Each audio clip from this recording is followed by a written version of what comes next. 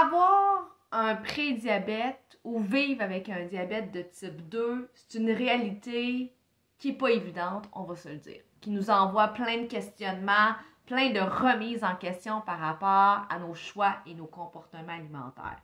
Si en plus, on a constamment faim, ça devient un double défi qui peut être clairement aliénant, déroutant, déstabilisant, anxiogène.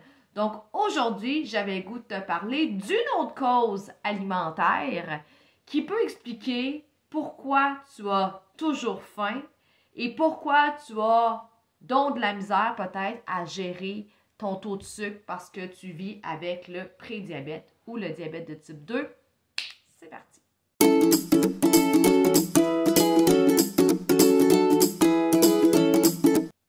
Allô, moi mon nom c'est Véronique Plante, je suis nutritionniste diététiste professionnelle et depuis 2022, j'ai créé ma propre entreprise qui s'appelle Véronique Plante Nutritionniste. Wow, c'est révolutionnaire, mais qu'est-ce qui est révolutionnaire? C'est que je suis la seule nutritionniste au Québec en pratique privée qui ne fait que de la consultation pour ces deux problèmes de santé-là.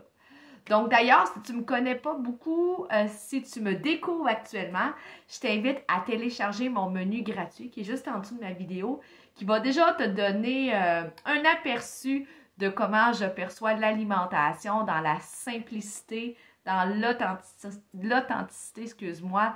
Donc ça t'engage à rien, c'est gratuit, mais je suis sûre que ça va pouvoir t'aider.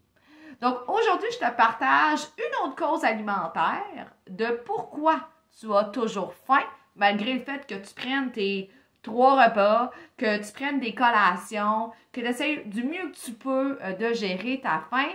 Une de ces causes-là est à quoi ressemble ton alimentation globalement.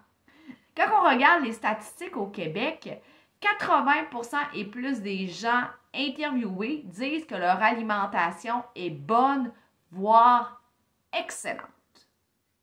Par contre, quand on regarde concrètement les choix et les habitudes alimentaires des Québécois et des Québécoises, on réalise que pour chaque dollar investi à l'épicerie, 33 sous est consacré à l'achat de produits ultra transformés.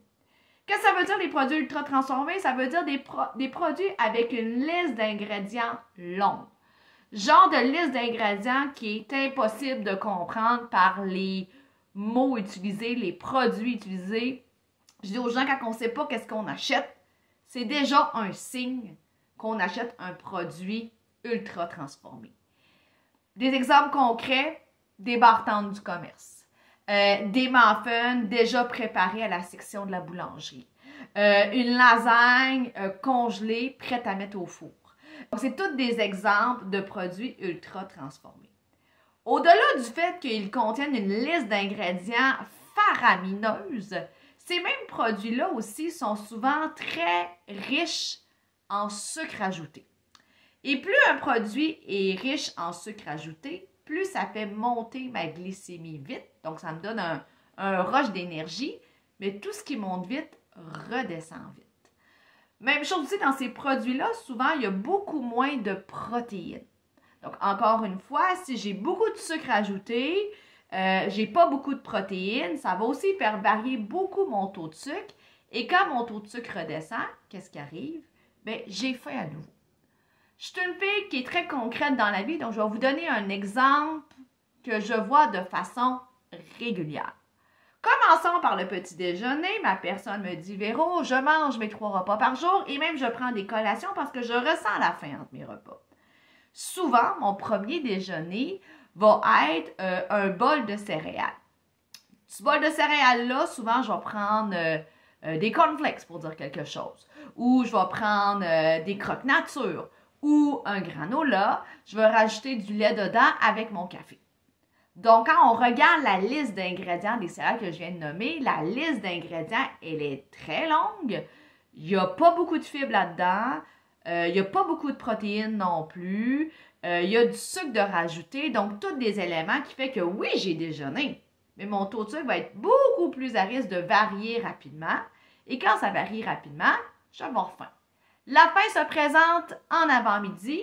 La personne me dit, mais je décide de prendre une barre tendre du commerce. Encore une fois, quand on regarde le genre de produit acheté par le consommateur, ben la liste d'ingrédients est longue. Puis souvent, le premier ingrédient, c'est même pas farine, c'est du sucre. Donc, en partant, oui, on a calmé la faim, mais ça va être de courte durée parce que ce très haut niveau de transformation-là fait que le produit est facilement digestible et plus c'est facilement digestible, plus ça m'incite à manger davantage. Donc, le voilà, le comment du pourquoi, que même si tu manges 3 repas par jour, peut-être jusqu'à 3 collations par jour, bien peut-être que tu ne viens pas à bout d'être rassasié. C'est vraiment, ça peut être rattaché au type de produit que tu achètes. Donc, la solution que je te propose aujourd'hui, numéro 1, c'est de regarder peut-être un petit peu plus les produits que tu achètes, de regarder la liste d'ingrédients. Idéalement, la liste d'ingrédients devrait être la plus courte possible. Et si ce n'est pas le cas, elle est assez longue, bien, tout ce que tu devrais lire, tu devrais être en mesure de savoir c'est quoi.